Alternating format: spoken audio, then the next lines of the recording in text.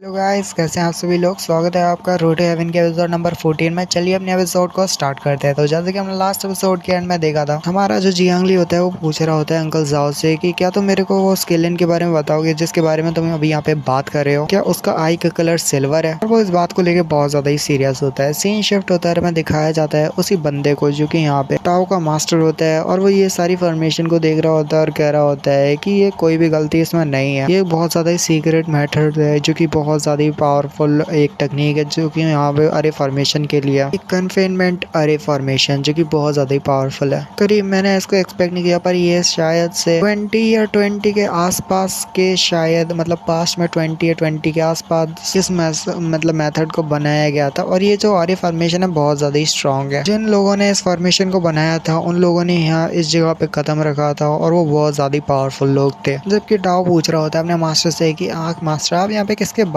कर रहे हो, जबकि उसके मास्टर कह रहे होते हैं कि मैं यहाँ पे मॉन्क्स के बारे में बात कर रहा हूँ। जबकि जो टाओ होता है वो बोल रहा होता है मॉन्क्स। और मुझे लगता है कि यहाँ पे उस छोटे से लड़के यंगस्टर ने, मेरे को नहीं लगता है कि यहाँ पे कोई बड़े स्पेल को यहाँ पे कास्ट किया या फिर कोई बड़ी आर्मी फॉर्मेशन यहाँ पे बिछाई हुई है। तो इसमें कौन सी बड़ी डील है मास्टर। मेरे ख्याल से यहाँ पे आप बहुत सारी आर्मी फॉर्मेशन टेक्निक्स के बारे में जानते हो, आपके लिए छुट्टियों का काम है इस टेक्निक को यहाँ पे और इस सारे फॉर्मेशन को डिस्ट्रॉय करना। और यहाँ पे जो टाओ होता है वो बोल रहा होता है अपने मास्टर से कि मास्टर मुझे लगता है कि आप बहुत सारी डाउ टेक्निक्स के बारे में जानते हो, आपने बहुत सारे एशियन स्क्रोल फ्रेगमेंट्स को भी पढ़ा है। और क्या वो मॉन्क्स वैसे नहीं है जैसे आप बात कर रहे थे कि यहाँ पे बहुत सारे मतलब छोटी मोटी मैजिक ट्रिक के बारे में वो इस्तेमाल करते हैं और दूसरों को यहाँ पे पागल बनाते हैं। मेरे को तो लगता है वही से वो मॉन्क्स होते हैं जो कि यहाँ पे छोटी मोटी ट्रिक्स का यूज करते हैं। जबकि यहाँ पे जो मास्टर होते हैं उसको बोल रहे होते हैं कि नहीं, जिस मॉन्क के बारे में ये तुम्हारे मास्टर जो बात कर रहे हैं ये वो मॉन्क्स जो है वो बहुत ज्यादा पावरफुल है। जब यहाँ पे वर्ल्ड पूरी तरह से तैयार हो रहा था, जब ज्यादा कल्टिवेटर भी नहीं थे, तब से यहाँ पे मॉन्क्स जो है वो यहाँ पे डाओ की प्रैक्टिस कर रहे हैं। अगर देखा जाए तो शुरुआती दिनों में सिर्फ मॉन्क्स ही थे जो कि बहुत ज्यादा ही स्ट्रॉन्ग थे।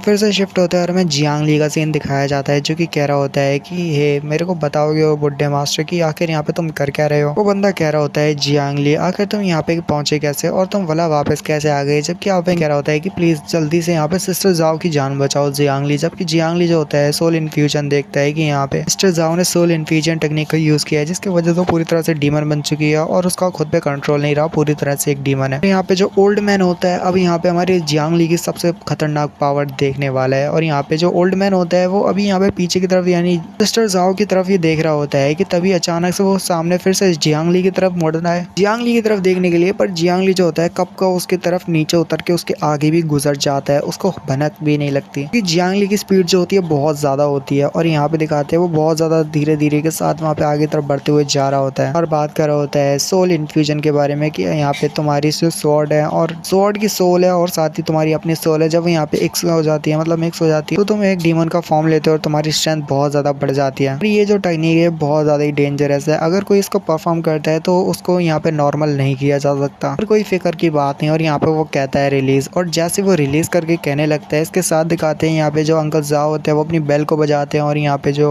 डीमन जनरल रहता है अपनी बटरफ्लाई को रेडी करते हैं पीछे से हमला करने के लिए। हमारा आफेंग कह रहा होता है कि जियांगली जरा पीछे देखो, वो बटरफ्लाई होती है पीछे जाके हमारी जियांगली के फटती है और यहाँ पे बड़ा सा धमाका होता है। अंकल जाओ कह रहे होते हैं लगता है वो बच्चा मर चुका है, जबकि दिखाते हैं जियांगली को जो कि यहाँ पे बिल्कुल सही सलामत खड़ा हुआ होता है और कह रहा होता है जियांगली ने बैकग्राउंड में वो कह रहा होता है टाओ जो होता है हमारा टाओ वो कह रहा होता है कि मेरे ख्याल से वो जो बॉय है बहुत ज्यादा एक्स्ट्रा ऑर्डिनरी है और उसकी भी कोई अलग ओरिजिन है और मुझे नहीं पता था कि वो यहाँ पे एक मॉन्क है। जबकि वो कह रहा होता है नाक में उंगली करते हुए। ये सब देख के लगता है कि भले ही जो भी हो पर वो मॉन्क बहुत ज्यादा ही पावरफुल है और बहुत ज्यादा हैंडसम भी है। और पता नहीं टाओ ये लड़का है या लड़की है, और वो बहुत ज्यादा ही यहाँ पे खुश होता है और कह रहा होता है कि वो बहुत ज्यादा हैंडसम है, वो बहुत ज्यादा ही सुंदर है और मेरे से ज्यादा ही यंग है, क्योंकि बहुत ज्यादा ही गलत बात है यार। फिर पता नहीं वो उसका जो नाम होता है वो आ किंग करके बुलाते हैं, बोल सकते हो किंग करके बुलाते हैं वो उसका नाम। और मैं पहले बता दूं इसका रियल नेम भी टाओ है नहीं, आगे चल के मैं इसको शायद से टाओ बुलाऊंगा क्योंकि वो जो उसका आगे चल के नाम होने वाला है वो भी बहुत ज्यादा मुश्किल है। तो ओल्ड मास्टर कह रहे होते हैं, टाओ के मास्टर बता रहे होते हैं कि पास्ट में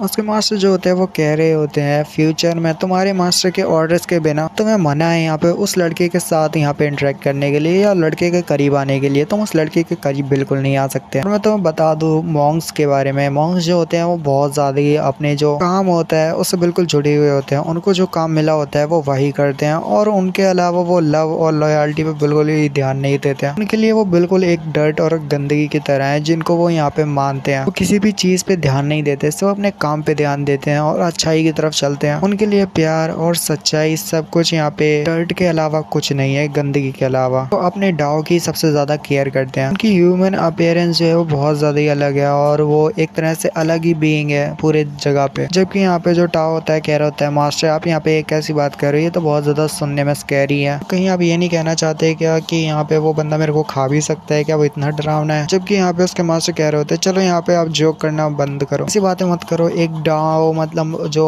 मॉन्क्स होते हैं उनको यहाँ पे ऐसी बातें मत करो कि यहाँ पे वो किसी इंसान को खाते हैं। असल में बात ये है कि वो जो पर्सन होते हैं यानी कि मॉन्क्स जो होते हैं वो यहाँ पे सब अपने डाओ को ही प्रैक्टिस करते हैं, पूरा समय अपने डाओ को प्रैक्टिस करने में लगाते हैं। वो यहाँ पे स्पिरिट को पकड़ने में और उनको रिफाइन करने में बहुत ज्यादा ही बेहतर होते हैं और उनके लिए स्पिरिट को पकड़ना और किसी के अंदर से किसी स्पिरिट को बाहर निकालना चुटकियों का काम होता है। फिर से शीन शिफ्ट होते हैं। यहाँ पे दिखाते हैं हमारे यांग को, जिसने यहाँ पे जो होंगसेन या फिर बोल सकते हो जो सिस्टर है आफेंग की जो सीनियर सिस्टर जाओ है, आपने देखा होगा कि उसके पास एक स्वॉर्ड थी जिसका यहाँ पे वो यूज करते हुए डीमन ट्रांसफॉर्मेशन उसने की थी। उस स्वॉर्ड के अंदर जो उसके अंदर की जो स्पिरिट थी, स्वॉर्ड की स्पिरिट, यहाँ पे हमारे यांग ने उसको बाहर निकाल जियांगली ने उसको बाहर निकाल दिया होता है। और वो जो क्रेन होती है वो एक स्पिरिट फॉर्म में आ जाती है। जो क्रेन होती है बहुत ज्यादा पावरफुल होती है। उसकी जो स्पिरिट होती है वो यहाँ पे जियांगली की तरफ देखते हुए उसके बाद बगल में देखती है जहाँ पे जियांगली उससे कह रहा होता है देखो मैं इस पे तुम्हें छोड़ता हूँ, तुम उस आग वाले बंदे के साथ फाइट करो। जबकि वो जो क्रेन होती है कहती है कोई मसला नहीं है। उसके साथ वो भी आगे बढ़ती है और दिखाते हैं वो उस डीमन वाले बंदे के साथ फाइट करने लगती है, ज़ॉम्बी जनरल के साथ। तो यहाँ पे एक और बात बता देना चाहता हूँ कि हमारा जो जियांगली है वो यहाँ पे स्पिरिट का एक्सपर्ट भी कह सकते हो। वो किसी भी स्पिरिट को यहाँ पे कंट्रोल कर सकता है, अपने लिए यहाँ पे एब्जॉर्ब कर सकता है और अपने लिए इस्तेमाल भी कर सकता है। वो यहाँ पे एक मॉन्क है इसलिए।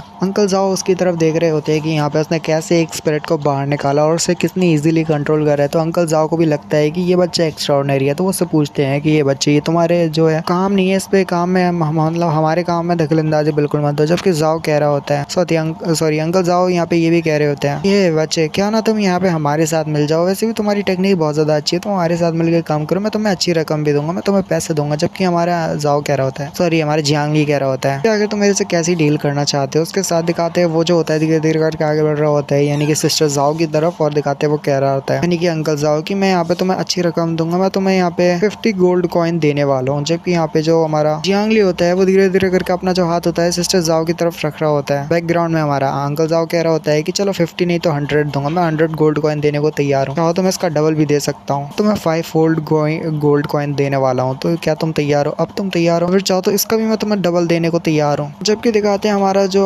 जियांगली होता है उसने यहाँ पे जब उसकी तरफ हाथ रखा होता है यानी कि इन जड़ों के ऊपर जो की जड़े यहाँ पे डीमन विच ने यहाँ पे रोकने के लिए इस्तेमाल की थी सिस्टर जाओ को, तो वो डीमन जड़ों के ऊपर जब हमारा हाथ रखता है जियांगली तो वो डिस्ट्रॉय हो जाती है। और यहाँ पे जो हमारा जियांगली होता है वो यहाँ पे सिस्टर जाओ को पकड़ते हुए कह रहा होता है तुम यहाँ पे क्या चाहते हो कि यहाँ पे मैं क्या करूँ तुम्हारे लिए। और यहीं पे ये वाले एपिसोड का एंड होता है। एंजॉय लाइक अगर आपको पसंद आता है मिलते वीडियो में तो गुड बाय।